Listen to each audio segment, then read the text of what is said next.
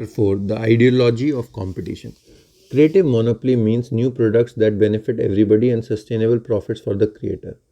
Competition means no profit for anybody, no meaningful differentiation, and a struggle for survival. So, why do people believe that competition is healthy? The answer is that competition is not just an economic concept or a simple inconvenience that individual and companies must deal with in the marketplace. More than anything else, competition is an ideology that pervades our society and distorts our thinking. We preach competition, internalize its necessity, and enact its commandments, and as a result, we trap ourselves within it. Even though the more we compete, the less we gain. This is a simple truth, but we have all been trained to ignore it. Our educational system both drives and reflects our obsession with competition. Grades themselves allow precise measurement of each student's competitiveness. Peoples with the highest marks receive status and credentials. We teach every young person the same subjects in mostly the same ways, irrespective of individual talents and preferences. Students who don't learn best by sitting still at a desk are made to feel somehow inferior, while children who excel on conventional measures like tests and assignments end up defining their identities in terms of this weirdly contrived academic parallel reality. And it gets worse as students ascend to higher levels of the tournament. Each elite student climb confidently until they reach a level of competition sufficiently intense to beat their dreams out of them. Higher education is the place where people who had big plans in high school get stuck in fierce rivalries with equally smart peers over conventional careers like management, consulting, and investment banking. For the privilege of being turned into conformist, students or their families pay hundreds of thousands of dollars in skyrocketing tuition that continues to outpace inflation. Why are we doing this to ourselves? I wish I had asked myself when I was younger. My path was so tracked that in my 8th grade yearbook, one of my friends predicted accurately that 4 years later I would enter Stanford as a sophomore, more, and after a conventionally successful undergraduate career, I enrolled at Stanford Law School, where I competed even harder for the standard badges of success. The highest prize in a law student's world is unambiguous. One out of tens of thousands of graduates each year, only a few dozen get a Supreme Court clerkship. After clerking on a federal appeal court for a year, I was invited to interview for clerkship with Justices Kennedy and Scalia. My meeting with the justices went well. I was so close to winning this last competition. If I only got the clerkship, I thought I would be set for life, but I didn't. At that time, I was devastated. In 2004, after I had built and sold PayPal, I ran into an old friend from law school who had helped me prepare my failed clerkship applications. We hadn't spoken in nearly a decade. His first question wasn't, "How are you doing?" or "Can you believe it's been so long?" Instead, he grinned and asked, "So, Peter, aren't you glad you didn't get that clerkship?" With the benefit of hindsight, we both knew that winning that ultimate competition would have changed my life for the worse. Had I actually clerked on the Supreme Court, I probably would have spent my entire career taking depositions or drafting other people's business deals instead of creating something new. It's hard to say how much would be different, but the opportunity costs were enormous. All Rhodes scholars had a great future in their past. War and peace. Professors downplay the cutthroat culture of academia, but managers never tire of comparing businesses to war. MBA students carry around copies of Clausewitz and Sun Tzu. War metaphors invade our everyday business language. We use headhunters to build up a sales force that will enable us to take a captive market and make a killing. But really, it's competition, not business, that is like war, allegedly necessary, supposedly valiant, but ultimately destructive. Why do people compete with each other? Marx and Shakespeare provide two models for understanding almost every kind of conflict. According to Marx, people fight because they are different. The proletariat fights the bourgeoisie because they have completely different ideas and goals generated for Marx by their very different material circumstances. The greater the differences, the greater the conflict. To Shakespeare, by contrast, all combatants look more or less alike.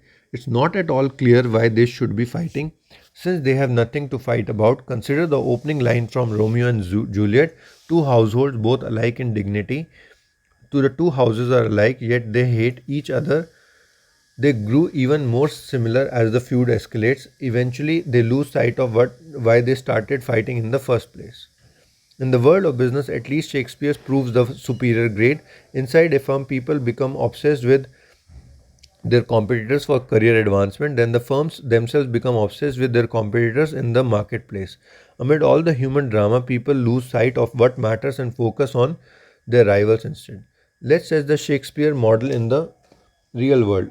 Imagine a production called Gates and Schmidt based on Romeo and Juliet. Montag is Microsoft, Capulet is Google, two great families run by alpha nerds, sure to clash on account of their sameness. As with all good tragedy, the conflict seems inevitably only in retrospect. In fact, it was entirely avoidable. These families came from very different places. The House of Montagu built operating system and office application. The House of Capulet wrote a search engine. What was there to fight about? Lots, apparently. As a startup, each clan had been content to leave the other alone and prosper independently. But as they grew, they began to focus on each other. Montags are obsessed about Capulets, obsessed about Montags. The result: Windows versus Chrome OS, Bing versus Google Search, Explorer versus Chrome, Office versus Documents, and Surface versus Nexus. Just as war cost the Montagues and Capulets their children, it cost Microsoft and Google their dominance. Apple came along and overtook them all. In January 2013, Apple's market capitalization was $500 billion, while Google and Microsoft combined were worth $467 billion. Just 3 years before Microsoft and Google were each more valuable than Apple. War is costly business. Rivalry causes us to overemphasize old opportunities and slavishly copy what has worked in the past. Consider the recent proliferation of mobile credit card readers. In October 2010, a startup called Square released a small, white square shaped product that let anyone with an iPhone swipe and accept credit cards. It was the first good payment processing solution for mobile handsets. Imitators promptly sprang into action. A Canadian company called NetSecure launched its own card reader in a half moon shape. Intrude brought a cylindrical reader to the geometric battle. In March 2012, eBay's PayPal unit launched its own copycat card reader. It was shaped like a triangle, a clear jab at Square. As three sides are simpler than four, one gets the sense that this Shakespearean saga won't end until the apes run out of shapes. The hazards of imitative competition may partially explain why individuals with an Asperger's like social inaptitude seem to be an advantage in Silicon Valley today. If you are less sensitive to social cues, you are less likely to do the same things as everyone else around you. If you are interested in making things or programming computer, you will be less afraid to pursue those activities single-mindedly and thereby become incredibly good at them. Then, when you apply your skills, you are a little less likely than others to give up your own conviction. This can save you from getting caught up in crowds competing for obvious prizes. Competition can make people hallucinate opportunities where none exists. The crazy 90s version of this was the fierce battle for the online pet store market. It was pets.com versus petstore.com versus petopia.com versus what seemed like dozens of others. Each company was obsessed with defeating its rivals precisely because there was no substantive differences to focus on. Amid all the technical questions, who could price chewy dog toys most aggressively? Who could create the best Super Bowl ads? These companies totally lost sight of the wider question of whether the online pet supply market was the right space to be in. Winning is better than losing, but everybody loses when the war isn't worth fighting. When Pets.com folded after the dot-com crash, $300 million of investment capital disappeared with it. Other times, rivalry is just weird and distracting. Consider the Shakespearean conflict between Larry Ellison, co-founder and CEO of Oracle, and Tom Siebel, a top salesman at Oracle and Ellison's protege before he went on to find Siebel Systems in 1993. Ellison was livid at what he thought was Siebel's betrayal. Siebel hated being in the shadow of his former boss. The two uh, men were basically identical, hard charging Chicagoans who loved to sell and hated to lose. So their hatred ran deep. Ellison and Sibyl spent the second half of the 90s trying to sabotage each other. At one point, Ellison sent truckloads of ice cream sandwiches to Sibyl's headquarters to try to convince Sibyl employees to jump ship. The copy on the wrappers: "Summer is near, Oracle is here to brighten your day and your career." Strangely, Oracle intentionally accumulated enemies.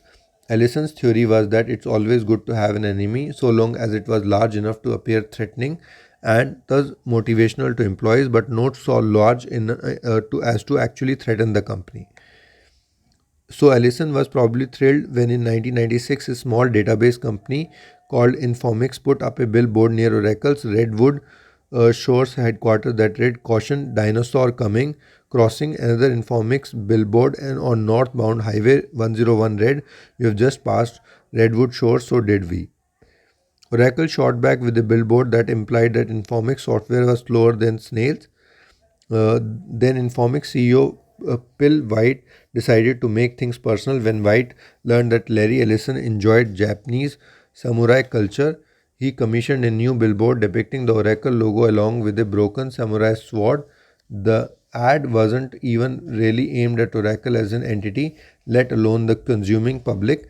It was a personal attack on Ellison, but perhaps White spent a little much too much time worrying about the competition while he was busy creating billboards. Informix imploded in a massive accounting scandal, and White soon found himself in federal prison for securities fraud. If you can't beat a rival, it may be better to merge. I started Confinity with my co-founder Max Levchin in 1998 when we released the PayPal product in late 1999. Elon Musk's X.com was right on our heels. Our company's offices were 4 blocks apart on University Avenue in Palo Alto, and X product mirrored ours feature for feature. By late 1999, we were in all-out war. Many of us at PayPal logged 100 hours work weeks. No doubt that was counterproductive, but the focus wasn't on objective productivity. The focus was defeating X.com. One of our engineers actually designed a bomb for this purpose. When he presented the schematic at a team meeting, calmer heads prevailed and the proposal was attributed to extremely sleep deprivation. But in February 2000, Elon and I were more scared about the rapidly inflating tech bubble than we were about each other. A financial crash could ruin us both before we could finish our fight. So in early March, we met on neutral ground, a cafe almost exactly equidistant to our offices, and negotiated a 50-50 merger, de-escalating the rivalry. Post-merger wasn't easy, but as far as problems go, it was a good one to have. As a unified team, we were able to ride out the dot-com crash and build a successful business. Sometimes you do have to fight. Where that's true, you should fight and win. There is no middle ground. Either don't throw any punches or strike hard and end it quickly. This advice can be hard to follow because pride and honor can get in the way. Hence, Hamlet, exposing what is mortal and unsure to all that fortune, death, and danger dare, even for an eggshell rightly to be great, is not to stir without great argument, but greatly to find quarrel in a straw when honor is at the stake. For Hamlet, greatness means willingness to fight for reasons as thin as an eggshell. Anyone who would fight for things that matter. True heroes take their personal honor so seriously that will fight for things that don't matter. This twisted logic is part of human nature, but it's disastrous in business. If you can recognize competition as a destructive force instead of a sign of value, you are already more sane than most. Uh, the next chapter is about how to use a clear head to build a monopoly business. Chapter 4 completed.